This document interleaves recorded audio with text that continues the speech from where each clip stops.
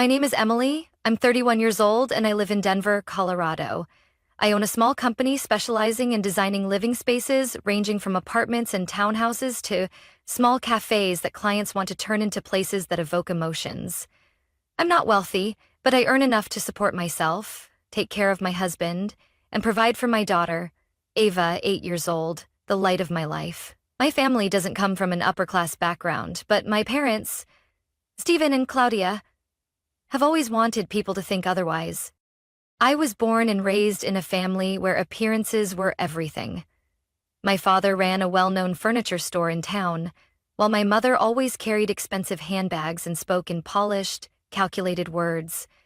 To them, success wasn't about peace of mind. It was about receiving admiration from others. In the eyes of outsiders, they were a model couple, full of love and warmth, but as someone on the inside, I knew their love was never distributed equally. I have a younger brother named Dylan, 2 years my junior.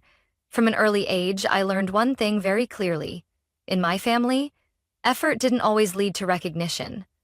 When I scored a perfect grade on my 8th grade math exam, my mother simply said, "Good, you did what you were supposed to."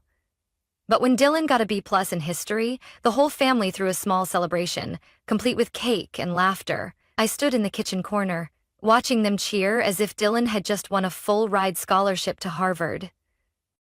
I never blamed my brother. Dylan never had to try to be loved, he just had to exist, and attention naturally gravitated toward him. I was the opposite. I studied hard, got a part-time job at 16 to buy my own books, and got into college without so much as a single congratulatory word from my parents. When I told them I had been accepted into an architecture program in Chicago, my mother barely nodded. That must not have been easy, but try your best. And yet, when Dylan got into a local community college, they threw a farewell party, hired a live band, and flooded social media with the caption, "So proud of our beloved son." I learned to stand on my own at a young age. I expected nothing from them, and over time, I stopped feeling hurt. I poured myself into work, building my company from a shared rental office to having my own space. Not big, but mine. I met my husband, Matt, on a March afternoon while surveying a model apartment for a new project. He was an electrical engineer, hired to install a smart lighting system. We talked about colors, light, and how a room could influence a person's emotions. A year later, we were married. Then, Ava was born, with a smile just like Matt's, and curious eyes just like mine. The first few years after Ava was born, we weren't financially stable, but we were happy. I continued running my design firm while Matt worked at a construction company. We chose a small apartment near a park where we could hear children laughing through the window in the afternoons. Ava grew up healthy, energetic, always carrying a picture book she loved. There was only one thing I hadn't done yet: get full health insurance for our family. The cost was high, our income was still unstable, and since all three of us were healthy, I kept telling myself we could wait a little longer. I had no idea that hesitation would lead to a moment that would change my life forever. A moment that would force me to stand before my parents in utter desperation, only to hear words that I still remember, word for word. I once thought I had grown numb to being overlooked in my own family, but as it turns out, sometimes parental indifference isn't just about being forgotten at dinner. It can be a cold, sharp blade, cutting deep into the trust you thought had long since faded. I remember the day Dylan got a job at a newly established real estate firm. My mother sent an email to the entire family with the subject line, "Exciting news for our family." They held a celebration at an upscale Italian restaurant downtown where a single appetizer cost as much as half of Ava's monthly preschool tuition. I attended, not because I wanted to congratulate Dylan, but because I didn't want to embarrass my family. I was busy all week, but I still showed up, bringing a small but thoughtful gift, a personalized engraved fountain pen, a fitting gift for someone starting out in business. I handed it to Dylan, and he barely glanced at it before setting it aside, continuing to show off his new smartwatch. "A gift from Mom and Dad, to encourage me?" I said nothing. No one had ever given me anything when I opened my first design office. My parents had only said, "Hope you can figure things out when you fail." No words of encouragement, no phone calls to check in. I gradually realized that, to them, Dylan was an image investment, a charming, well-spoken man who knew how to impress a crowd. And me? I was the quiet woman, the realist, not good at socializing, uninterested in empty conversations. In their eyes, I held no performative value. One time, my mother said it outright after I refused to attend a charity gala she was hosting. "You can't keep avoiding society like this. You're the crack in this family's perfect picture." I remember standing there, staring at the expensive pearl necklace she wore, a piece of jewelry she once told me I wasn't worthy of touching. Every Thanksgiving, our family gathered at my parents' suburban mansion in Boulder. The dinner was meticulously planned, the guest list carefully curated. Lawyers, doctors, people with status. I always felt out of place among the echoes of laughter and shallow praise showered on Dylan. I would talk about my work, the projects I was excited about, the designs I was proud of, but no one listened. But when Dylan talked about a failed lease negotiation, everyone rushed to console him, as if his failure was a precious thing to be nurtured. One time, my mother stood in front of me and Ava, smiling sweetly as she said, "Ava is adorable, but she's a bit emotionally distant, probably because she doesn't spend enough time with her grandparents." I clenched my daughter's hand at that moment, my heart tightening painfully. Ava heard everything, and that night she asked me, "Mommy, did I do something wrong? Is that why Grandma does—" I forced a smile, held her tightly, and thought to myself, if anyone was wrong, it was me, for bringing her into that house full of pretense. I tried to keep my distance, but Matt always encouraged me to give it one more chance, to mend the family bond. He never truly understood how I felt. To him, I was too sensitive, too difficult to connect with, while my parents were just old-fashioned and had high expectations for their children. I didn't blame Matt. He didn't know what it was like growing up in my house. He didn't know the feeling of waiting for a compliment after a perfect test score only to receive a dismissive nod. He had never been endlessly compared to someone else. Never seen his mother's disappointed look when he chose design over law or medicine. I always thought I had grown used to it, but I was wrong. Because when Ava collapsed on the floor, her breath weak and her face pale, when I rushed her to the hospital, trembling as the doctor told me she needed emergency surgery, my first thought was my parents. I know it sounds ridiculous. I know they had turned their backs on me so many times, but in that moment, I thought, they're Ava's grandparents. They can't ignore this. Not this time. I didn't know I was about to face one of the cruelest shocks of my life, and this time, it wasn't just me suffering the consequences. It was my little girl, the one I loved more than anything. Ava started coughing in the middle of last autumn, as the cold wind seeped through the cracks of our small apartment. At first, I thought it was just a common cold. She was still playful, still asking for Matt's mac and cheese every night. But then the coughs wouldn't stop. They worsened at night, waking her up, leaving her clutching her chest, gasping for air. We took her to a nearby clinic. The doctor said it was likely mild bronchitis, prescribed medication, and told us to monitor her. But I knew. The worried glance the doctor gave Ava wasn't just casual reassurance. 2 weeks later, Ava started getting exhausted. Each step felt heavier. One afternoon, she was drawing when she suddenly sat down on the rug, whispering, "Mommy, my heart is beating too fast." I held her, feeling her cold skin, my own heart pounding with fear. Matt drove us to the city hospital while I sat in the back seat, holding Ava close, my hands shaking uncontrollably. They ran blood tests, x-rays, and CT scans. We waited in a cold, white room under fluorescent lights that made the air feel heavy with dread. The doctor returned nearly 3 hours later, holding a thick file, his face so serious that I had to grip the armrest to stay steady. "We found an abnormal mass in Ava's left lung," he said carefully, his voice calm but direct. "It's most likely benign, but its location is pressing against her airway. If we don't operate soon, her condition could worsen quickly." A ringing filled my ears.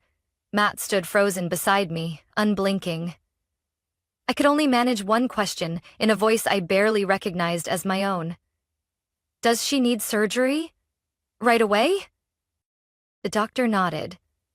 We recommend proceeding as soon as possible, within the next 3 days, and he looked at us, hesitating slightly.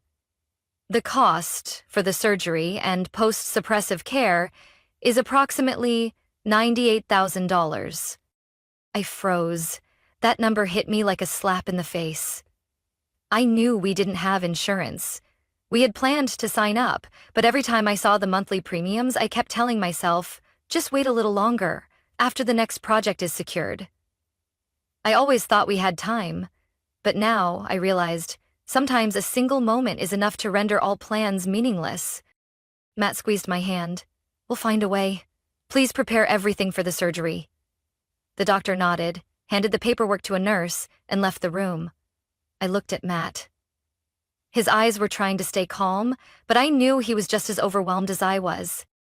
We had about $15,000 in our savings account. That wasn't enough, not even a fifth of what we needed. I called the bank to request an emergency loan. They denied it because our credit score wasn't high enough. I posted on social media, hoping friends would help spread the word, but time was too short, and the amount was too high. That night, I didn't sleep. I sat by Ava's hospital bed, holding her hand, listening to each weak, uneven breath. In the dim glow of the nightlight, her face looked heartbreakingly pale. I pressed a kiss to her forehead and stood up. One thought consumed me. I couldn't let Ava lie here, waiting in vain. I pulled out my phone and dialed the familiar number. My mother's. Why are you calling at this hour, Emily? Her voice was light, but cold. I took a deep breath. Ava is in the hospital. She needs emergency surgery. Mom, I need help. We don't have enough money. Please, just a part of it. I'll pay you back. There was a brief silence on the other end before my mother sighed. Well, this is really bad timing. You know, next week is your father's and my 40th wedding anniversary celebration. Everything has been arranged. So many guests have been invited. It would be so inconvenient to postpone now, Emily. I gripped my phone so tightly my knuckles turned white. I'm not asking you to cancel your party, just a little. Ava is your granddaughter. She's in critical condition. Her voice turned stern. Emily, you already know this. We can't tarnish the family's reputation over a personal problem. I'm very sorry, but I can't help you. I couldn't say another word. I hung up. The pain in my chest swelled, not from being rejected, but because the last sliver of hope I had was crushed. I returned to Ava's bedside, wrapped my arms around her small body, and whispered to myself, if my own family could turn their backs on their own granddaughter, then from this moment on, I had nothing left to lose. The next morning, after nearly a sleepless night by Ava's side, I decided to do something I had sworn I would never do again. Return to my parents' mansion. I think I can handle that. I squeezed my hair hard. I knew if I did, they would refuse to see me or come up with an excuse. I put on a dark coat, tied my hair back, and stepped into Matt's old car, gripping Ava's medical records tightly. When I arrived, the driveway was packed with cars. Soft music drifted from the backyard, mixed with laughter and the clinking of glasses. The house was lavishly decorated with white flowers, gold ribbons, and sparkling crystal lights. It took me a few seconds to understand today was the rehearsal party for Dylan's engagement to his fiancée Natalie, the daughter of a wealthy real estate tycoon in the area. I stepped into the grand foyer and immediately felt the weight of stares from the elegantly dressed guests. No one offered me a drink or asked where I had come from. Their gazes brushed past me as if I were a misplaced server who had wandered into the wrong section. I spotted my mother across the room, laughing with a group of older guests, a champagne flute in her hand. I walked straight toward her, stopping right in front of her. "Mom," I said, my voice urgent, "please, give me 5 minutes. It's important."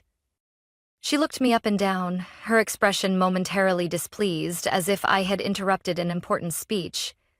Emily, I'm entertaining guests. Can this wait? I shook my head, my voice trembling but firm. No, it's about Ava. She needs emergency surgery. Mom, I'm begging you. Just help with a portion of the cost. We've already sold everything we can. She hesitated for a brief moment, but then her eyes turned cold. Emily, do you know what today is? This is Dylan's pre-wedding celebration. Everything has been planned for months. Couldn't you have chosen a better time? I swallowed hard, pulled the medical records from my bag and opened them in front of her. Mom, please read this. The doctor said if she doesn't get surgery soon, Ava may not survive. We need $98,000. Mom, she's your granddaughter. The music slowed, and I noticed some people around us had started to listen. A couple standing nearby stepped back. My mother glanced around, then lowered her voice, leaning in. You're embarrassing me, Emily. This is not the place to discuss this. I'm very sorry, but I can't help. The money has already been spent on catering, the wedding dress, the band. Where do you expect me to find nearly $100,000 now? I turned and saw my father. He was standing beside Dylan and a few well-dressed men. As I walked toward them, my father frowned. Emily, what's going on? Did you come here to cause a scene? No, I came to ask for your help, I said directly. Ava needs surgery. I just need a portion of the cost. Please, Dad. She's your granddaughter. Dylan let out a quiet chuckle, his voice light as air but sharp as a blade. Are you serious? Because you didn't plan ahead, now the whole family has to bear the burden? I'm about to get married, and you expect me to cancel everything? Don't be so selfish. I turned to Dylan, locking eyes with him. For the first time in years, I saw the emptiness behind his confident smile. I'm not asking you. I just hope you still have some conscience left. Dylan shook his head and raised his champagne glass. I'm focused on my future. Everyone has their own problems, Emily. Ava is your daughter, not my responsibility. I turned back to my parents, my voice trembling. I'm not asking for anything for myself. I'm asking to save Ava. She is the blood of this family. If family doesn't stand together in hard times, then is it even a family? My father sighed, then turned away, as if I were nothing more than a passing breeze.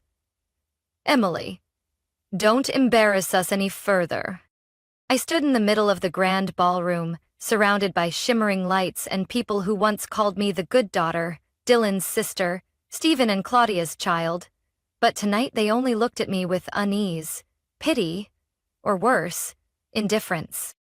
I nodded, tucked the medical records back into my bag, and walked out of that lavish mansion, the place I once called home. Every step on the stone pathway felt like a blow to my chest. When I got into the car and sat down, my tears finally fell, not from pain, but from the stark realization. To them, an extravagant party was more important than a child's life. I was no longer the Emily who kept trying to earn scraps of love from people who didn't know how to give it. From that moment on, I vowed to do whatever it took to save my daughter. Without ever begging them again, I returned to the hospital with a heavy heart and empty hands. Ava was still lying there, her lips dry, her breathing weak, while I felt as if the weight of the world was crushing my chest. Matt held me tightly as I told him everything. Every rejection, every condescending glance, and the moment I walked out of that mansion like a stranger. He didn't say much, just nodded, then whispered in my ear, "We'll save our daughter.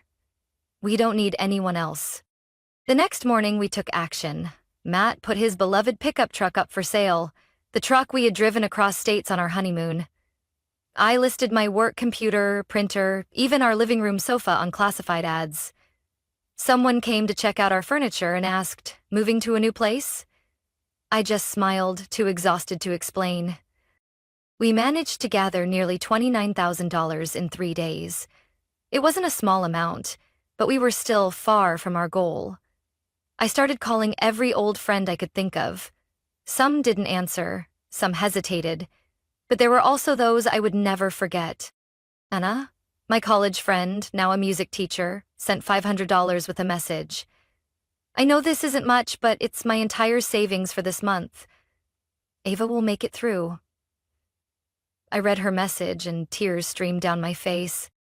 Travis, a young employee who had only been at my company for 4 months, walked into my office at noon. He placed an envelope on my desk. I have $320. I was going to buy a new laptop this morning, but I think Ava needs it more. I couldn't say a word. I just hugged him tightly. We received small contributions from friends, neighbors, even people I had only met once in my life. People who weren't bound to me by blood, who owed me nothing, yet still reached out to help. Even so, we were still nearly $40,000 short. I started considering taking out high-interest loans despite knowing the risks. I couldn't sleep, my heart constantly racing as if it were about to burst. And then, one evening, as I sat in Ava's hospital room, Matt's parents, Carol and Henry, came to visit.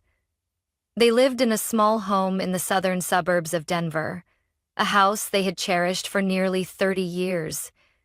They weren't wealthy, just hardworking people. I expected nothing more than a hug and words of comfort.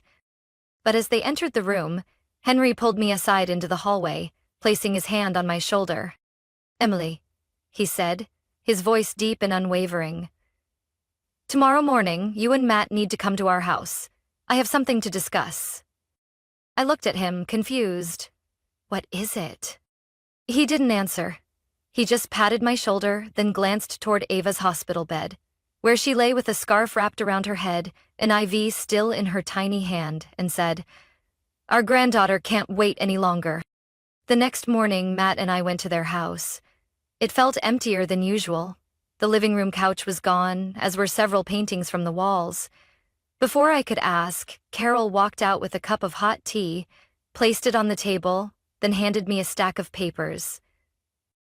I picked them up and skimmed through them. A property transfer contract. The final line burned into my eyes. Sale price, $136,000. I stared at them, stunned. "Mom, Dad, why?" Carol took my hand, smiling gently. "You and Matt need the money to save Ava. This house is just a material thing. We can rent another place. But Ava only has one life. If it were you or Matt in this situation, wouldn't you do the same?"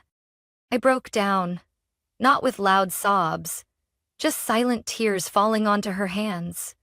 The same hands that had once knitted sweaters for Ava's first winter, the hands that had baked holiday treats every year.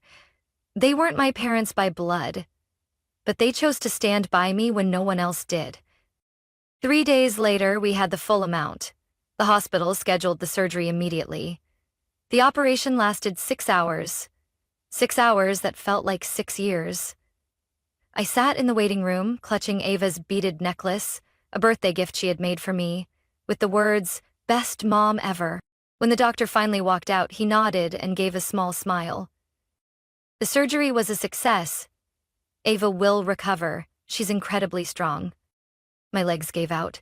I collapsed into a chair, covering my face as I sobbed, not from despair but from the overwhelming relief that hope was alive again.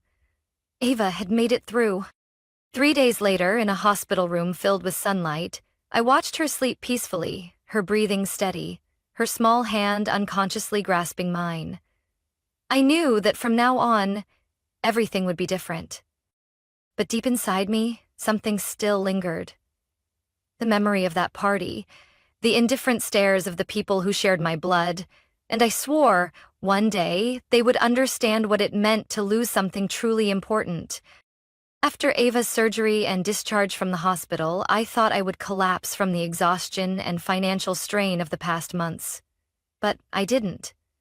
A fire that had been smoldering inside me for years had now ignited. I was no longer just working to support my family. I worked to repay kindness. I worked to prove to the world, and especially to those who had turned their backs on me, that I didn't need them to succeed. I started each day at 4:30 a.m. I restructured my entire company, from management systems to marketing strategies. I relearned everything I had once overlooked due to being too busy. Financial management, negotiation skills, digital marketing. By day, I took clients to site visits. By night, I sketched designs, drafted quotes, and sent emails to clients across the state. I even enrolled in a real estate negotiation course on weekends. My small interior design firm, once sharing office space with a nail salon, started landing bigger projects. Cafes, studios, a spa chain in the northern suburbs of Denver, then a boutique hotel in Aspen. Word spread. A year later, I signed a contract to design interiors for a luxury apartment complex in the new commercial district. The project was worth over $1 million, 10 times any contract I had ever secured. It was the turning point that transformed my company from an obscure name into an industry leader. Modern Spaces magazine wrote an article about me with the headline, "Emily Monroe, from a simple mom to a woman shaping the spaces of thousands." They asked me what had driven me to this success. I looked straight into the camera, unwavering. I once begged my family to help save my daughter's life. They refused. I don't blame them anymore. But in that moment, I learned that I had to be the only pillar my daughter could rely on. And to do that, I had to become stronger than anyone who had ever tried to break me. The interview went viral on social media. Some admired me. Some were moved to tears. And then something I never expected happened. I received an invitation to appear on Voices of Resilience, a well-known talk show that shared stories of ordinary people overcoming adversity. They invited me to New York. During the recording, I told my entire story. From the years of being compared to Dylan, to the night I knelt before my parents, begging them to help Ava. The host, a seasoned and sharp-witted woman, looked at me with deep respect. "Emily," she said, "if you could say one thing to the people who abandoned you in your darkest moment, what would it be?" I was silent for a few seconds, then smiled, calm and steady. "Thank you. Because of them, I no longer blindly seek approval from others. And because of them, I found my real family. The people who, despite not sharing my blood, were willing to sell their home to save my child's life." I never mentioned any names during the show, but to those who had witnessed me knocking on that mansion's door that day, who had seen me turned away like a stranger, they knew exactly who I was talking about. After the episode aired, I received hundreds of messages from mothers, fathers, and children who had been abandoned by their own families. They said I had given them hope, that they could rise again, even when pushed to the very bottom. A month later, Fortune Home magazine named my company one of the top 30 most influential interior brands in the Western U.S. My photo appeared on the cover, holding a blueprint, standing in the middle of a construction site, with a massive sign behind me that read, "Monroe Studio, designed to heal." I didn't cry. I didn't feel proud. I only felt at peace. Because I knew that all of this, every step forward, every drop of sweat, came from one thing: my love for Ava. She was my driving force, my reason to keep going, and proof that sometimes pain creates the greatest strength. But I also knew that the people who once turned their backs on me, they were watching. And I had never forgotten my mother's eyes when I begged her to help her granddaughter. I hadn't forgotten my father's nod, as if he were declining an unworthy business deal. They thought I would always be the weak Emily they once knew, but they were wrong. And I was certain they were about to realize that. I never intended to hurt them. When I shared my story on television, I didn't name anyone. I didn't point fingers. I simply told the truth. The raw truth I had carried in my heart for years. But some truths, when spoken in the light, have more power than any accusation. After Voices of Resilience aired, my story spread faster than I expected. Local news outlets began sharing articles, then smaller TV networks invited me for interviews. People connected the dots from the details I had shared. It didn't take long for them to find out that I was the daughter of Stephen and Claudia Monroe, owners of Monroe's Living, and the sister of Dylan Monroe, the real estate broker who once bragged on LinkedIn about his $30,000 engagement ring. I realized the true media storm had begun when an anonymous account reposted a clip from the talk show with the headline, "Parents spend hundreds of thousands on an engagement party, refused to save dying granddaughter, and now their daughter is a millionaire?" The post gained over 500,000 shares in 2 days. Soon after, Monroe's Living began receiving one-star reviews on online platforms. Customers canceled their orders. Some suppliers announced they were cutting ties.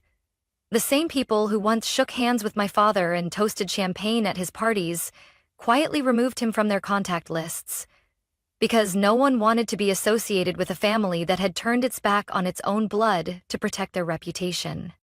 A week later, I received news that the store had to temporarily close due to financial and legal reasons. I didn't feel happy. I didn't feel satisfied. Just an odd emptiness.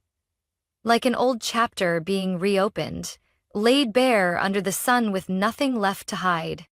And then there was Dylan.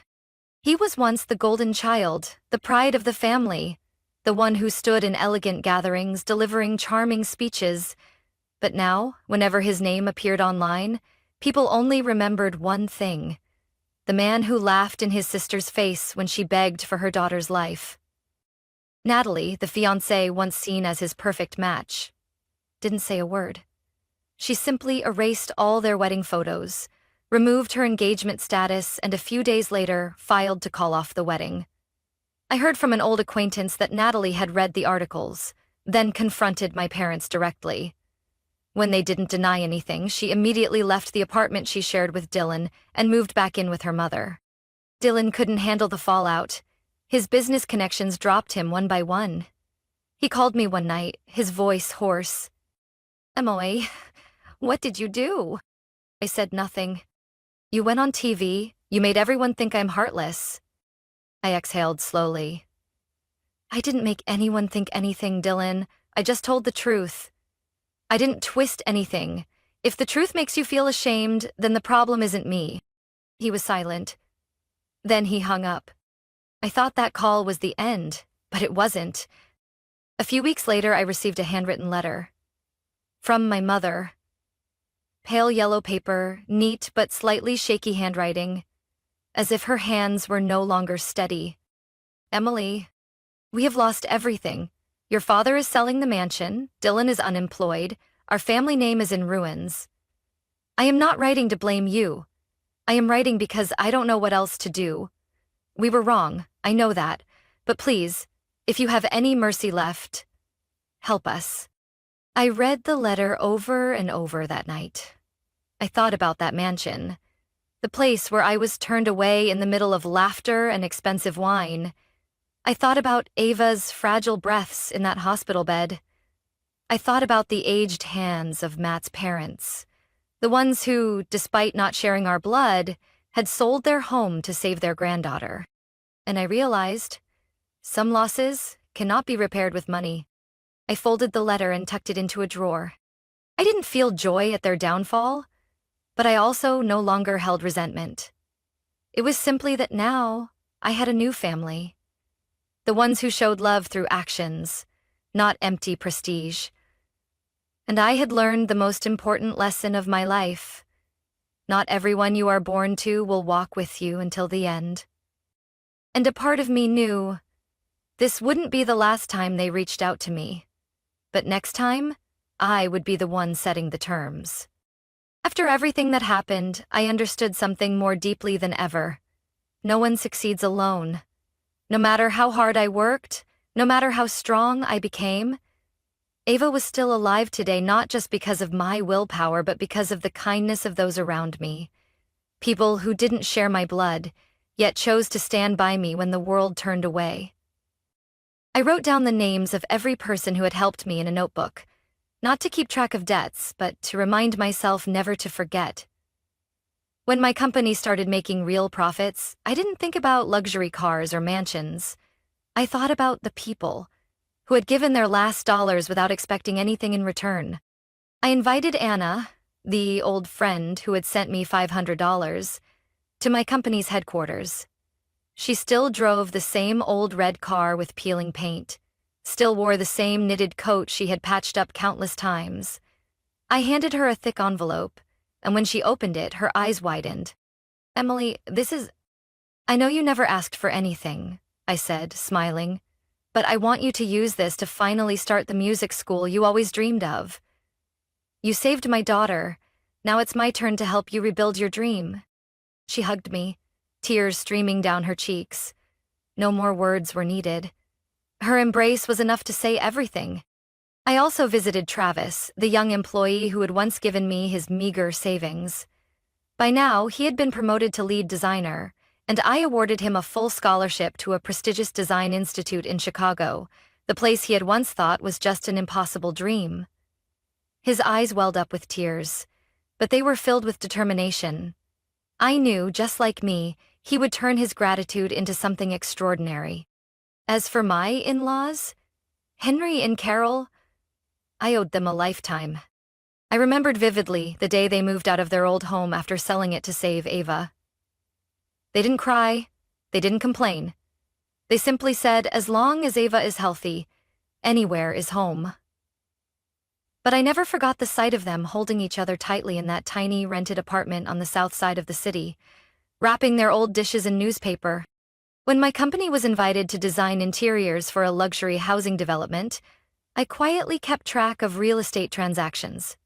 After months of negotiations, I bought back their old home, the very house they had once sold to save their granddaughter, from its new owner. I didn't say anything right away. I waited until Carol's birthday. That day, I brought the whole family over and hosted a small celebration. Ava had drawn a giant card with wobbly letters, "I love you, Grandma and Grandpa, because you saved me." After dinner, I handed Carol a small box. She opened it and found an old house key along with a copy of the property deed. Her eyes trembled, her hands shaking. "Emily, what did you do?" she whispered. I simply smiled, placing a hand on her shoulder. "I just wanted you to come back home." Henry stayed silent for a long moment, then gripped my hand tightly, as if trying to say 1,000 words with just that one gesture. A few months later, I made a big decision: to build a new home for our entire family. Not a lavish mansion, but a spacious, warm house with enough room for Ava, Matt, Carol, Henry, and the second child we were expecting. I wanted my children to grow up in a home filled with love, where every meal was accompanied by laughter, not judgmental stares or heavy silence. When Ava heard that her grandparents would be living with us, she jumped up excitedly. "So that means I get to have Grandma's pancakes every morning, right, Mom?" I nodded and hugged her tightly, my heart warming at her innocent words. Our new home sat on the outskirts of the city, overlooking rolling hills that turned white with snow in the winter. Every morning, I woke up to the sound of Ava and Henry chatting in the kitchen, Carol tending to the small garden in the backyard, and Matt flipping through new blueprints in his office. I needed nothing more. I didn't live for revenge, but I lived to remember, and to repay kindness in the fullest way possible. Because I believed that gratitude, given at the right place and the right time, was the most powerful way to heal wounds and open a new chapter. A chapter of true happiness, needing no approval from anyone but my own heart. I had lost one family, but I had found another. And that was the greatest gift life had given me. Life moved forward in a pace I once thought I would never have. Ava was healthy and happy, back in school. Matt managed the company's new branch. Carol and Henry lived with us, bringing a warmth that truly made our house a home. I thought all the old wounds had finally closed. Until one late afternoon at the start of winter, when my phone buzzed on my desk, displaying an unfamiliar number. I hesitated for a few seconds, then picked up. "Emily? It's your mother." A trembling voice came through the line. I gripped the phone tightly, memories flooding back in an instant. I hadn't heard her voice in nearly 3 years, since the day I walked away from that mansion with a shattered heart. "I'm calling because we're in trouble," she continued, each word heavy. The bank is about to seize the house. Your father signed a mortgage loan to keep the store running, but we can't pay it back. I didn't respond. I didn't want to bother you. But if you could help, just $200,000 to save the house. After that, we'll manage on our own. I let out a quiet laugh. Not in amusement, not in anger. Just a silent, knowing laugh, as if I had been expecting this call for a long time. Mom, I said calmly, do you remember the last time I begged you for help? When my daughter was in the hospital, needing emergency surgery? The other end of the line fell silent. Then, a long, broken sigh. I remember. I was wrong, Emily. Back then, I didn't think straight. I didn't realize how serious things were. Not serious? I heard my own voice turn ice cold. A child lying on the brink of death? And you call that not serious? I'm sorry, she choked out, her voice breaking into a sob. I know nothing can make up for it, but we're family. Family? I repeated. Family is the one who sells their home to save their grandchild, not the one who raises a glass at a party and turns away when their own blood begs for a life. She was silent. Then she whispered, So, you won't help? I sighed. I will help, but on one condition. You and Dad must come to my company and receive the money in person. Yes, she responded quickly, as if clinging to a final lifeline. 2 days later, at the agreed time, they arrived. The conference room on the third floor of my company was bright with winter sunlight. On the table sat a sleek black suitcase. Inside was exactly $200,000, neatly stacked in bundles. When they entered, I no longer saw the commanding presence they once carried. My father looked frail, his hair streaked with gray, deep hollows under his eyes. My mother wore an old coat, no longer the elegant woman who once scoffed at my dress for being too plain. They sat across from me, hesitant, unable to find the words. I opened the suitcase and turned it toward them. This is the money you need, I said, not raising my voice but making sure every word was clear. Not because I still have feelings for you, but because I don't want anyone to sleep on the streets, not even the ones who abandoned me. My mother reached out for the suitcase, but I stopped her. Wait, I said, my eyes cold. Before you take this money, I want to say one thing. They both looked up at me. From the moment you walk out of this room, I will no longer consider you my parents. No contact, no visits, no requests. This is the last time I will help. My mother burst into tears. Emily, you can't. I can, I cut her off. And I have to, because I need to protect the people who are truly my family. Matt, Ava, Carol, and Henry. They sacrificed everything for me. And you? What did you do when your granddaughter was dying?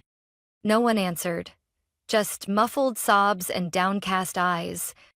I stood up and signaled to my assistant. Please escort our guests out. My father clutched the suitcase as if holding on to the last remnants of his pride. They walked past me without a single word of farewell. As the door shut behind them, I looked down at my hands.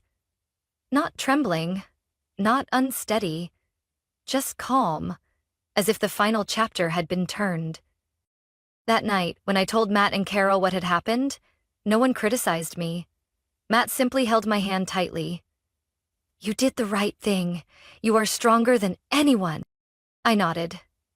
But I knew, deep down, this wasn't a victory. This was just an ending of a bond that had fractured too many times to ever be repaired. I had given, but I had also chosen to keep what was most precious to me, my peace. And sometimes, that's all we need to move forward. After that final meeting at my company, I never heard from my parents again. No calls, no letters, no signs that they wanted to reach out. And strangely, I didn't feel empty or regretful. Maybe because I had truly let go. I once thought that when the time came to say a final goodbye to them, I would feel guilt. But in reality, the only thing I felt was relief. Relief that I no longer had to exhaust myself proving my worth to people who had never truly loved me.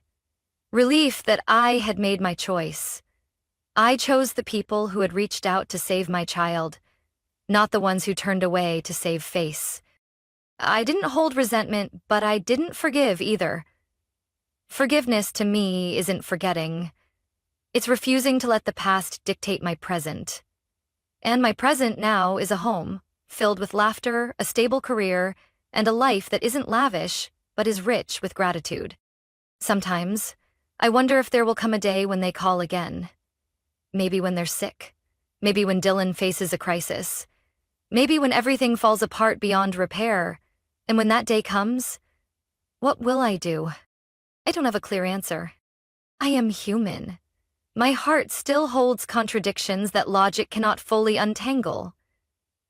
I once stood before my father, seeing that he had aged 10 years in just one, and part of me still felt pain.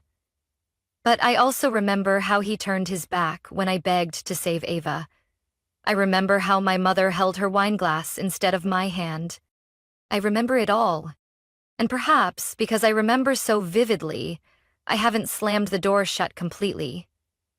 But that door now rests in my hands, not as an open wound, but as the greatest lesson of my life. I share this story not to attack anyone, not to dwell on the past, or to seek sympathy. I share it because I know there are many people out there like me. People who have been shattered by their own families. People who believed they had to endure, to sacrifice, just because of the words blood ties. But the truth is, not everyone who shares your blood is your family. And sometimes, choosing to walk away isn't cruelty, it's learning to save yourself. If you are standing at the crossroads of duty and pain, I want to tell you this: you are not alone. And you have the right to set boundaries. You have the right to love without being used. You have the right to protect yourself and those who deserve it, even if it means walking away from relationships that once felt impossible to leave. Today, every morning, I wake up in a home filled with warmth and joy. Ava is always the first to run into my room, hugging me tight and whispering, "Last night, I dreamed you were a superhero, Mom." That simple sentence is enough to assure me that every painful decision I made was the right one. Matt often tells me I'm the strongest person he's ever met. I'm not sure if I'm strong, but I know I am someone who has learned how to stand up. Not just for myself, but for the family I rebuilt from nothing, but my 2 hands, and a heart that never stopped hoping. If you've read this far, I want to ask you something. If one day, the people who hurt you come back, asking for help, what would you do? Would you help them to prove you've risen above it all? Or would you hold on to your peace, refusing to be dragged back into the pain? Let me know your thoughts. Leave a comment below. I want to hear your story, truly. Because maybe, somewhere in the puzzle pieces of life, we are all just trying to learn how to forgive. Or, at the very least, how to let go with grace. And if you've been through something like I have, never forget. You deserve happiness, peace, and a family. Whether by blood or by choice, that puts you first. Thank you for listening to my story. This was my journey, and now, how will you write yours? What do you think of Emily's decision? If it were you, what would you do in that situation? Share your thoughts in the comments, and don't forget to follow this channel for more powerful stories about life and family.